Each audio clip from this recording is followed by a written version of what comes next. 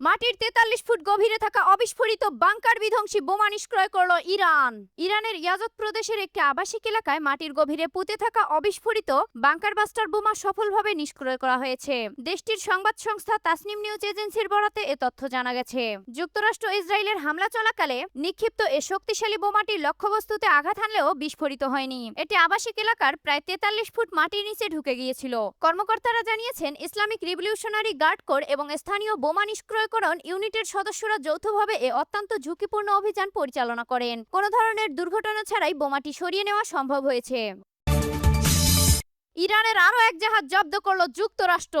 ইরানের আরো একটি জাহাজ জব্দ করেছে যুক্তরাষ্ট্র। দেশটি জানিয়েছে, ইরানের একটি বন্দরে যাওয়ার পথে জাহাজটিকে আটকে দেওয়া হয়েছে। শনিবার ২৫ এপ্রিল আল জাজিরার এক প্রতিবেদনে এ তথ্য জানানো হয়েছে। প্রতিবেদনে বলা হয়েছে, যুক্তরাষ্ট্রের guided missile destroyer USS Rafael Peralta জাহাজটিকে আটকে দিয়েছে। মার্কিন সেন্ট্রাল কমান্ড সেন্টকম জানিয়েছে, শুক্রবার ২৪ এপ্রিল ইরানি পতাকাবাহী জাহাজটি আটক করা হয়েছে। জাহাজটি ইরানের একটি বন্দরের দিকে যাত্রা করার চেষ্টা করছিল বলে জানানো হয়েছে। এর আগে যুক্তরাষ্ট্রের জব্দ করা জাহাজে তুষ্কার সম্পদের বিবরণ দিয়েছে ইরান। দেশটি জানিয়েছে, যুক্তরাষ্ট্রের কবজায় থাকা জাহাজে গুরুত্বপূর্ণ চিকিৎসা সরঞ্জাম ছিল। শুক্রবার ২৪ এপ্রিল আল জাজিরার এক প্রতিবেদনে এ তথ্য জানানো হয়েছে। জাতিসংঘে নিযুক্ত ইরানের মিশন এক বিবৃতিতে যুক্তরাষ্ট্রের অবৈধভাবে জাহাজ জব্দ করার ঘটনার নিন্দা জানিয়েছে।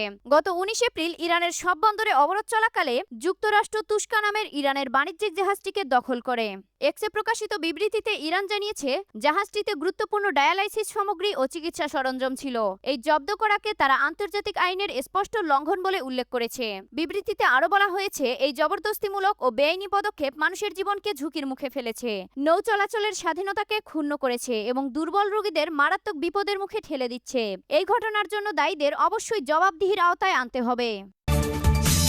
ইরানের বিরুদ্ধে যুদ্ধে যোগ দিতে পশ্চিমাদের আহ্বান পাহলভীর। ইরানের বিরুদ্ধে যুদ্ধে যোগ দেওয়ার জন্য পশ্চিমা দেশগুলোর প্রতি আহ্বান জানিয়েছেন দেশটির সাবেক শাহরপুত্র রেজা পাহলভি। বৃহস্পতিবার জার্মানির রাজধানী বার্লিন সফরকালে পশ্চিমাদের প্রতি এই আহ্বান জানান তিনি। এই সময় জার্মানির সরকারের পক্ষ থেকে তার সঙ্গে দেখা না করার সিদ্ধান্তের তীব্র সমালোচনা করেন তিনি। ১৯৭৯ সালের বিপ্লবে ক্ষমতাচ্যুত শাহরপুত্র পাহলভি ইউরোপের বিরুদ্ধে নীরবতার অভিযোগ তোলেন। তিনি বলেন, গত বছরের শেষের দিকে হাজারো মানুষের প্রাণহানি ঘটালো তেহরান সরকারের রক্তক্ষয়ী দমনপীড়ন। ইউরোপ কেবল দাঁড়িয়ে দাঁড়িয়ে দেখছে। বার্লিনে এক সংবাদ সম্মেলনে তিনি বলেন, পরিবর্তন আসবে কিনা সেটি এখন আর প্রশ্ন নয়, পরিবর্তন আসন্ন। আসল প্রশ্ন হলো, পশ্চিমা গণতান্ত্রিক বিশ্ব যতক্ষণ পর্যন্ত কেবল দর্শক হয়ে থাকবে, ততক্ষণ আরো কত ইরানিকে প্রাণ দিতে হবে। পাহলভির উপস্থিতিতেই সেন্ট্রাল বার্লিনে তার সমর্থক ও বিরোধীরা পাল্টাপাল্টি বিক্ষোভ প্রদর্শন করেন। সেখানে পাহলভির শরীরে লাল রক্তের তরল ছুড়ে মারার ঘটনায় একজনকে আটক করা হয়েছে। নির্বাচিত পাহলভি গত বছর ইরান জুড়ে সরকার বিরোধী বিক্ষোভ শুরুর পর সম্ভাব্য বিরোধী নেতা হিসেবে সামনে আসেন। তবে ইরানের বিরোধী দলগুলোর মধ্যে গভীর বিভাজন রয়েছে।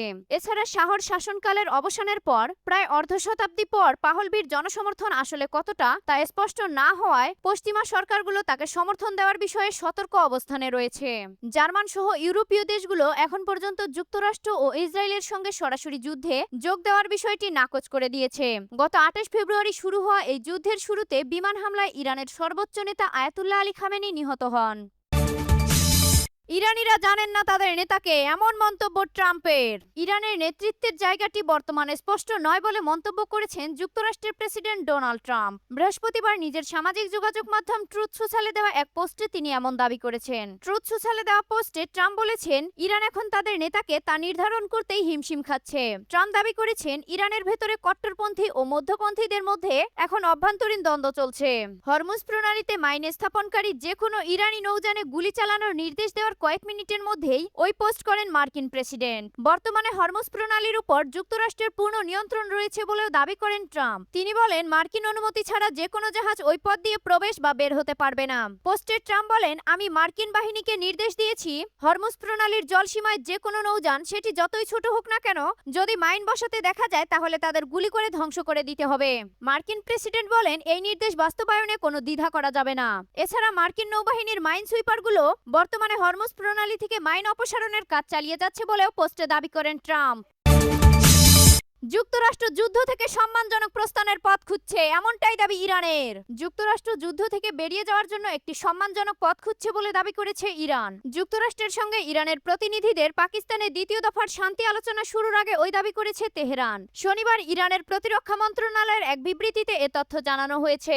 মন্ত্রণালয়ের এক মুখপাত্র বলেছেন, আমাদের সামরিক সক্ষমতা আজ এক প্রভাবশালী শক্তিতে পরিণত হয়েছে এবং শত্রুপক্ষ বর্তমানে যুদ্ধের যে চোরাবালিতে আটকে পড়েছে সেখান থেকে মানসম্মান নিয়ে বাঁচিয়ে পালানোর পথ খুঁজছে। যুক্তরাষ্ট্র ও ইরানের প্রতিনিধিদের দ্বিতীয় দফা আলোচনা শুরু হওয়ার কথা ছিল পাকিস্তানে। এই আলোচনায় অংশ নিতে ইতিমধ্যে ইরানের পররাষ্ট্রমন্ত্রী আব্বাস আরাকচি নেতৃত্বাধীন প্রতিনিধি দল ইসলামাবাদে পৌঁছেছে। অন্যদিকে মার্কিন প্রেসিডেন্ট ডোনাল্ড ট্রাম্পের প্রতিনিধি হিসেবে স্টিভ উইটকফ এবং জ্যারেড কুশনার ইসলামাবাদে যাচ্ছেন। যদিও ইরানের রাষ্ট্রীয় সংবাদ মাধ্যম বলছে, যুক্তরাষ্ট্র ও ইরানের প্রতিনিধিদের মাঝে সরাসরি আলোচনার কোনো সম্ভাবনাও নেই। আর শনিবার যুক্তরাষ্ট্র ও ইরানের মধ্যে আদৌ কোনো আলোচনা হবে কিনা সেটিও স্পষ্ট নয়। যুক্তরাষ্ট্র বলছে, প্রেসিডেন্ট ডোনাল্ড ট্রাম্পের পাঠানো প্রতিনিধি দল শনিবার ইসলামাবাদে পৌঁছাবে।